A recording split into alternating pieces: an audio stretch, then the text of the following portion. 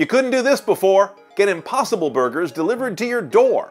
Let's open up the box, see what's in there, and see how much it costs.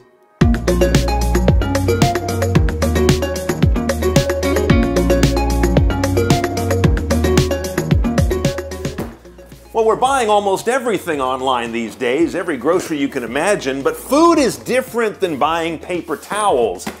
These have to arrive in good shape, they've got to stay cool, and I would argue they've got to be somewhat palatably presentable. It can't just be like a bunch of junk thrown in an Amazon box and it all comes spilling out when you open the top. So let's see how Impossible does, as they are now offering their very first direct-to-consumer online sales. This got delivered to my door, says right here it's got a bunch of dry ice in it, as you can imagine. We'll talk about packaging and all of that in just a minute.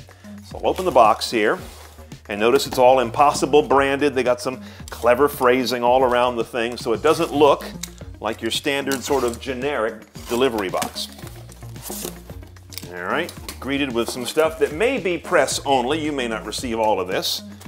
Here's my Impossible sticker. Little decal to put on my skateboard, because you know, old Cooley's a big skateboarder.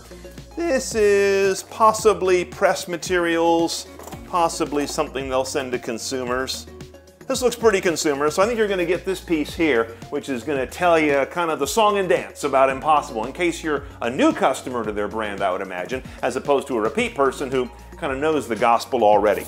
Okay, now inside, here is our first layer of really cool packing material. This is going into my packing supply in the garage for all my eBay sales. Some paper, and voila. There it is. There's the dry ice. There's the stuff all you makers would do something interesting with, but I have no particular use for it except to put it right there. Down in here is where the box of something is.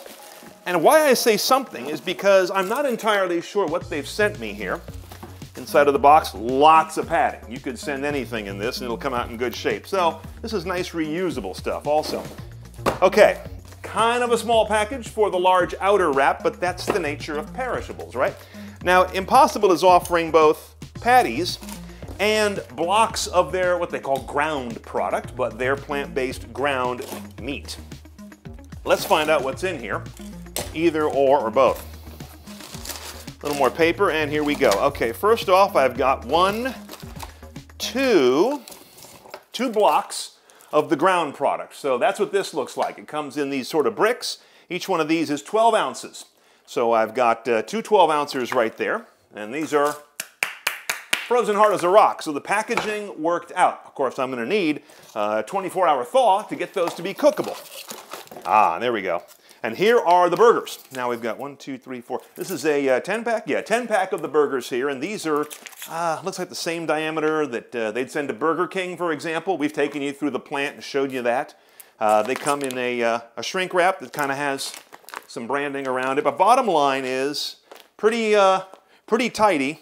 And again, hard as a rock. The shipping worked in terms of keeping that in a form that I feel good about, in terms of, definitely frozen, you heard that. A form that I feel good about because I feel like it's stayed nice and cold. Key thing around anything that is, quote, meat, even if it's not from a cow. Okay, what does all this cost? In this case, 60 bucks. Now, you can't a la carte these orders. There are 4 combinations you've got to choose one of. This one's called the combo pack. It's got 10 of the patties and 2 of these 12-ounce blocks. You can go as low as $50, that's the least expensive package, that's 4 of these guys. Or all the way to $70, which I think is 20 of these. But you cannot pick and choose exactly the way you want, but I think it's okay. This kind of stuff is staples, right? You're not buying an exact meal kit that you want dialed in just so. And by the way, the 2-day shipping is built into that price.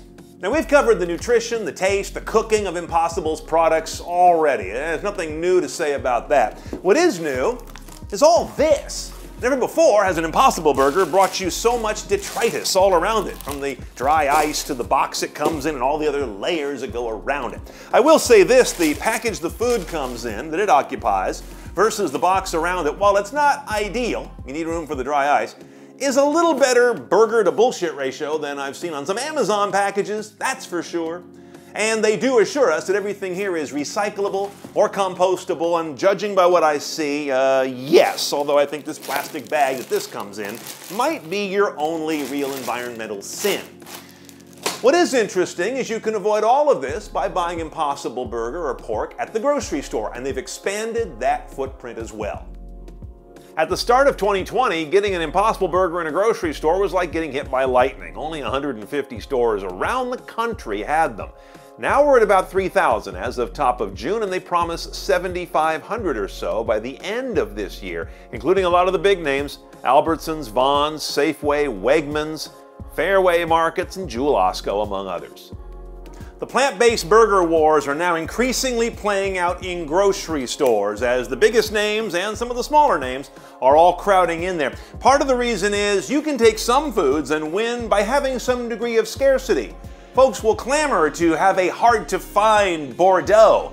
They will not do the same for a burger. And so getting in every possible place